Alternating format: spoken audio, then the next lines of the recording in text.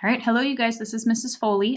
We are gonna go back to learning target 6. So remember we started learning target 6, talked about reference angles, coterminal angles, standard position, all that good stuff, initial sides, terminal sides, and then we went on to target 7 and we did some SOHCAHTOA stuff. We learned about the reciprocals, and now we're gonna go back to learning target 6. So we told you guys to leave a page blank before you started target 7. So you're going to want to go back to that page that you left blank. And today, our goal, our topic, we're going to find ratios, but we're going to find ratios from other ratios. So we're not just going to find a sine of a specific angle given the triangle. We're going to find the sine, cosine, tangent, cosecant, secant, cosecant, given either an ordered pair or another ratio. Okay.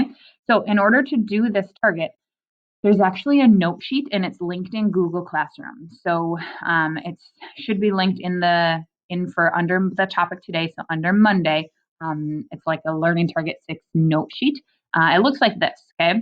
So you could have it's actually 2 parts. So this is like the first half and this is the second half. So you could have printed that off. And if you don't have this, you may want to just pause this video and go print it off, or pause this video so that you can copy this down, right? Because this would be like if we were in class, you would be getting this note sheet in person. Unfortunately, we're not, so we aren't able to give it to you in person, but it is linked in Google Classroom, okay?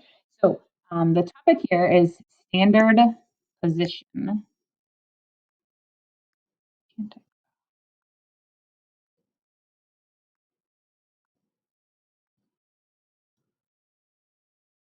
Okay, so the topic is standard position. I'm trying to figure out there we go. Okay,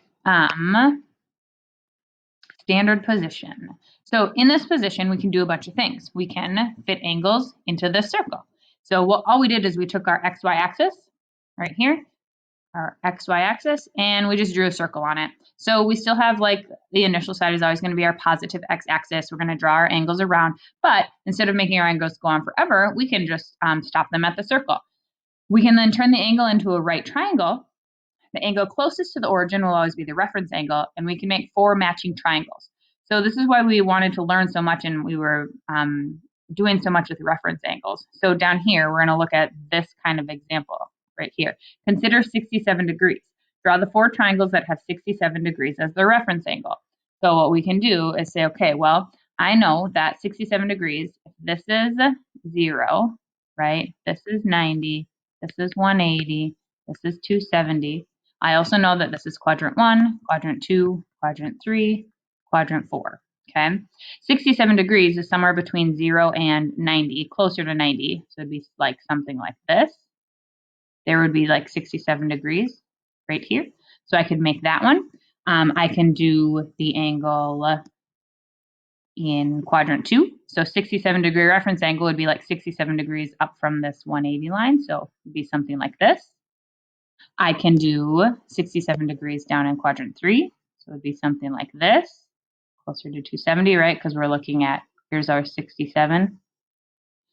And I can do it here in quadrant 4, like this, where here's our 67, okay? Forgot to draw in the 67, there, okay? So now what we're saying is we can actually make these into right triangles. So all you're gonna do is drop down right here and then turn your right triangle, okay? You're always gonna make the right triangle the right angle with the x-axis. So we'll drop this one up, right triangle, this one down, right triangle, okay? So there's our 4 triangles that have 67 degrees as their reference angle.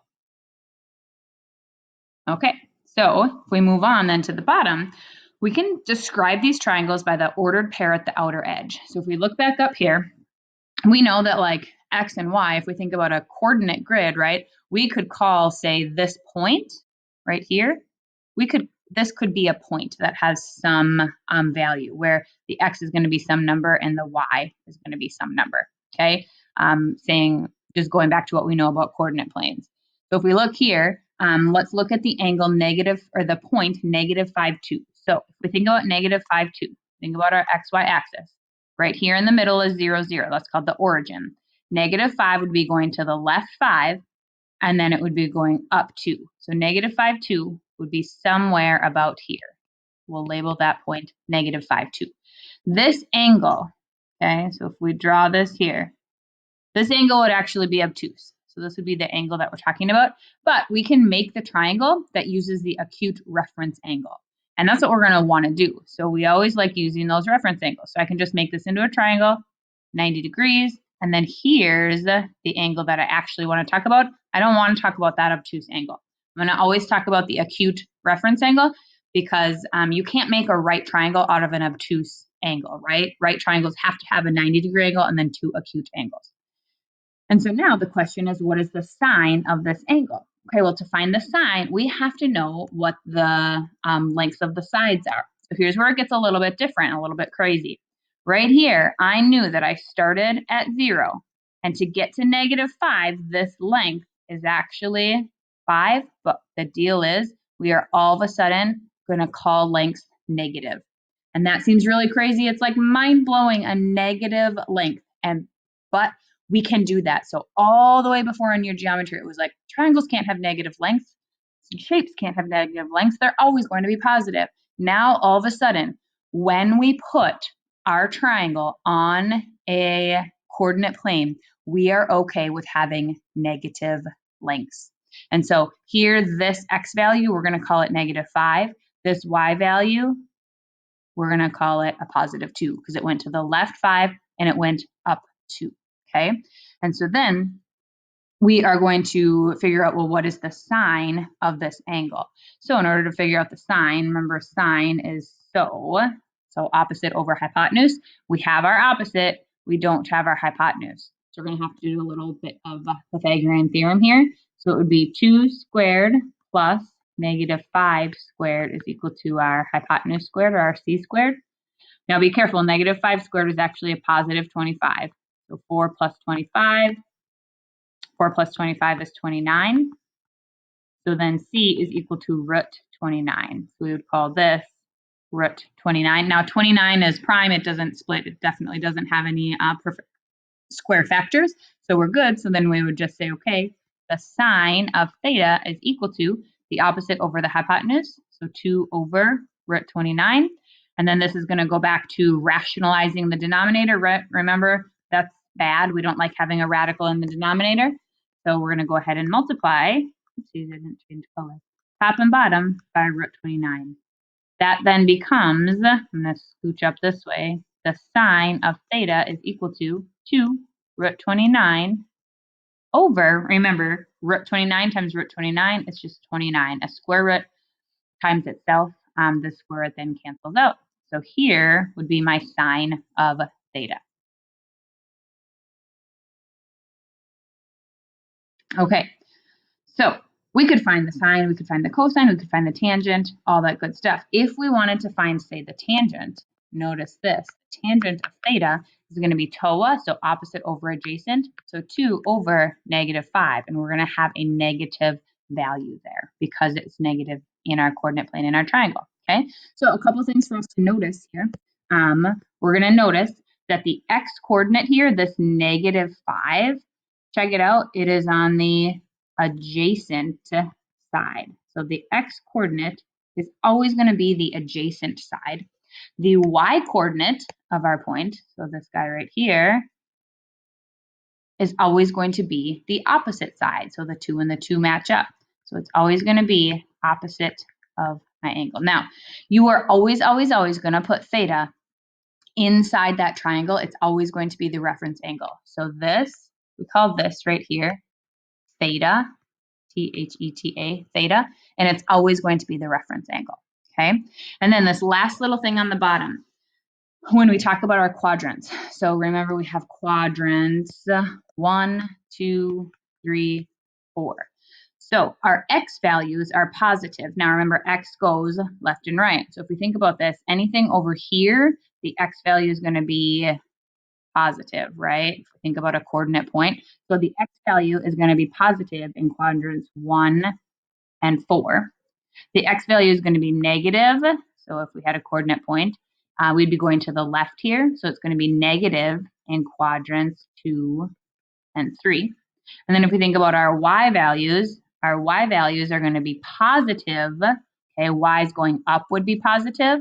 So y would be positive in quadrants 1 and 2. And y is going to be negative then in quadrants 3 and 4. If you think about a coordinate point, right? Any point I put up here in quadrant 1, right and up, positive, positive. Quadrant 2, left and up, x would be negative, y would be positive. Quadrant 3, left and down, would be negative, and then quadrant 4, right and down, would be positive, negative. Okay, so that's kind of the big important information, and now we're just going to do a couple of examples. So here's the first one. I think at this point you have enough information that you can pause and try. So go ahead and pause and try this one. Okay, and then welcome back, and I'm just going to go ahead and I'm going to do this for you. So I'm going to go ahead and draw my coordinate plane here. So theta, an angle theta is in standard position, and a point 5, negative 12 lies on its terminal side.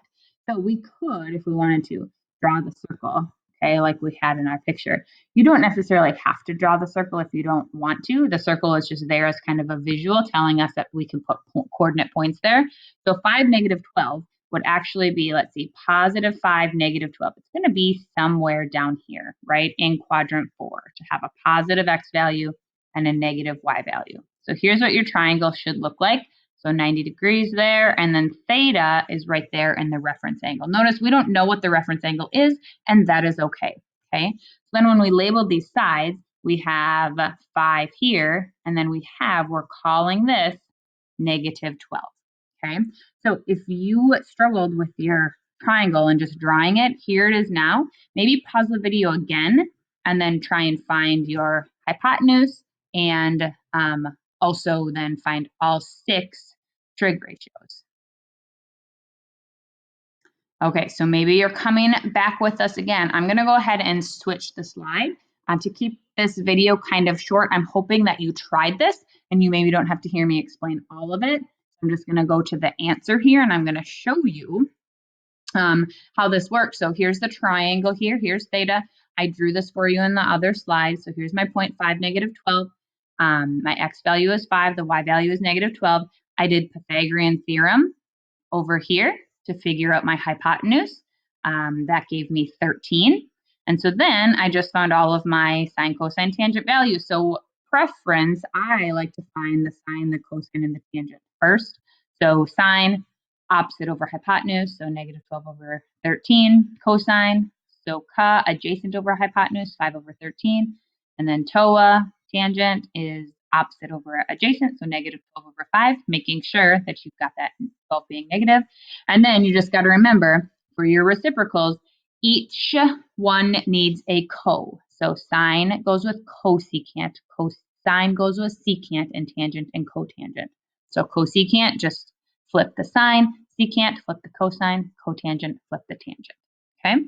All right, so there's one type of question that we can do. The next type of question looks like this. So here's an example. Suppose an angle theta, I'll do this one for you. Suppose an angle theta is in standard position and whose terminal side lies in quadrant 3. Okay, so I'm always draw your triangle. So we always want to draw a right triangle, okay? I know that it's quadrant 3, so I'm going to say, well, quadrant 3, if I think about it, 1, 2, 3, 4. So my quadrant, or my triangle, I'm going to draw it something like this. And it doesn't really matter where and how I draw it. I just know it needs to be in quadrant 3. So I like to show myself that here's quadrant 1, here's quadrant 2, here's quadrant 3, here's quadrant 4. Okay, and so that's going to help me know where I need to have negative and positive values for x's and y's. Okay.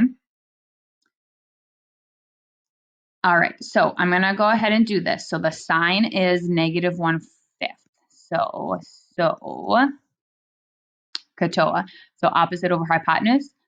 Theta is right here in my reference angle. So the opposite here is going to be negative 1. The hypotenuse is going to be 5. Now, here's a really important little bit of information here that I didn't mention earlier. We always are going to say that the hypotenuse will always be positive, no matter what.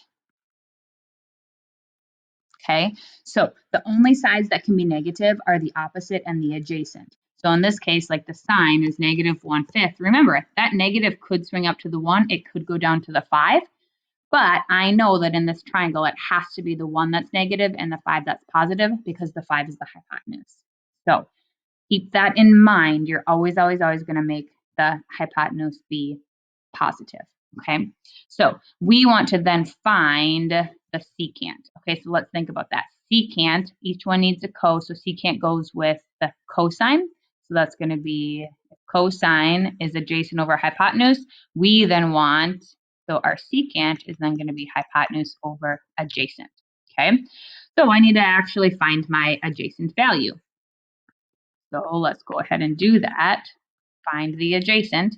So then that's going to be my, let's see, -1 squared plus b squared is equal to 5 squared.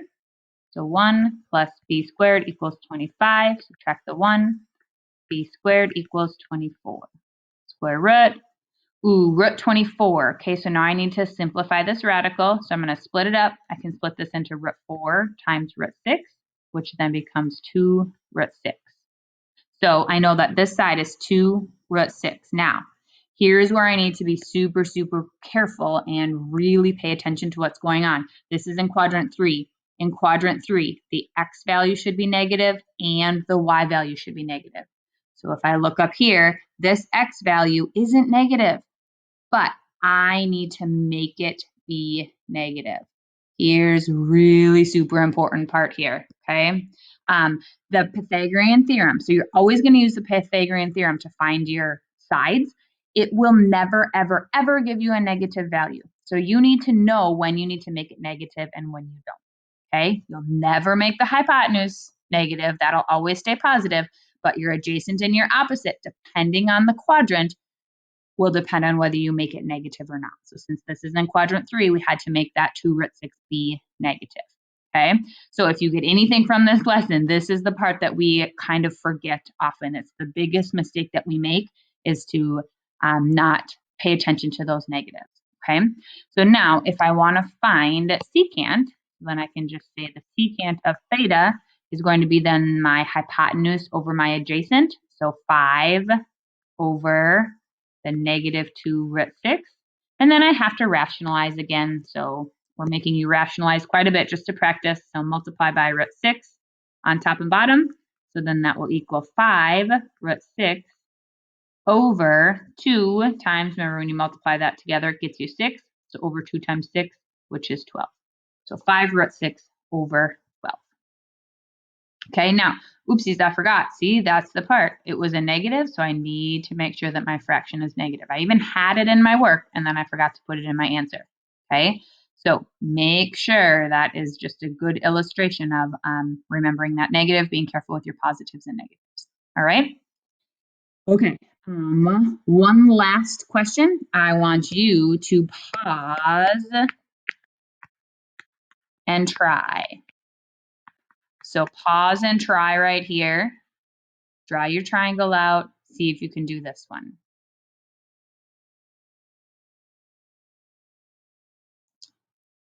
All right, love it. You are back. I'm just going to give you the answer. So here's the answer for the previous problem. It is negative root 6 over 3. Now, if you got that, awesome. If you didn't, you can keep listening to this video so that you can get the answer. I'll actually go through it. I'll talk about it with you. If you got it and you're feeling good about it, then awesome. You can go ahead and start your homework. It's homework number 9. It's page 296 in Google Classroom. I did attach some scrambled answer banks for you. So there's a scrambled answer bank for the required and for the extra. So you can tune out and head on and do that. If you want to keep listening, keep tuning in, I will go ahead and do this problem for you. Okay, so here we go. We are given that the secant is root 3. So I have to think to myself, okay, secant, what goes with secant? Secant, and each one needs a co, so secant is cosine. So I know that cosine is adjacent over hypotenuse, so secant is then hypotenuse over adjacent. Remember, you can always make things into a fraction. So this is actually like root 3 over 1. And I see that theta is in quadrant 4. So I'm going to go ahead and draw my picture. Okay, quadrant 1, 2, 3. Here's quadrant 4. So I want my triangle to be here in quadrant 4. And let's think about x and y and what it should be. So it looks like x should be positive here, y should be negative, right? So I'm going to right away know and say, hey, I know that this value needs to be negative. I'm going to put a negative sign there, okay? Now the secant is going to be then the hypotenuse over the adjacent. So let's put those values in then. It is root 3 is going to be the hypotenuse, and then the adjacent is 1. Okay, perfect. Both of those are positive and they both should be positive. So I have to do a little bit of work then to find my opposite. I have to put my theta right here. Okay, so let's come do some Pythagorean theorem over here. And we can say 1 squared plus b squared is equal to root 3 squared. Okay, 1 squared is 1 plus b squared is equal to root 3 squared. Well, that's just root 3 times root 3. So that should just be 3. Subtract the 1, so b squared is equal to 2. So b is just root 2. Now, look at here. I got a positive. But when I put it in here, I made sure that it was negative. So I thought from the beginning, yes, I have to make sure that it's negative there. All right, I'm going to highlight that. That's important. Okay, so now let's go ahead and I want to find sine. So I found my other measure. I just want to find the sine of theta. So the sine is opposite over hypotenuse. So the opposite is negative root 2 over the hypotenuse is root 3. Interesting. So I have a radical in the top and a radical in the bottom. This one in the bottom we don't like. So we're going to rationalize. And we're going to say, we're going to multiply by root 3 on the top and on the bottom. Awesome. Now on the top, I have negative root 2 times root 3 over 3. Now, if you had this, you're really, really close. We can just do a little bit more with this. So this negative root 2 times root 3, that's like, you know how you can split radicals up? You can also put them together. So you can put two radicals together into just one radical, and all you have to do is multiply the numbers underneath. So this then becomes negative root 2 times 3 is 6 over 3. So negative root 6 over 3, which was the answer that I had showed you earlier. So you may have gotten super far. You may have gotten just to this step and didn't know how to simplify that last part. But that's it, you guys. Thanks for hanging out with me for this time. As always, if you have questions, make sure that you let your teacher know.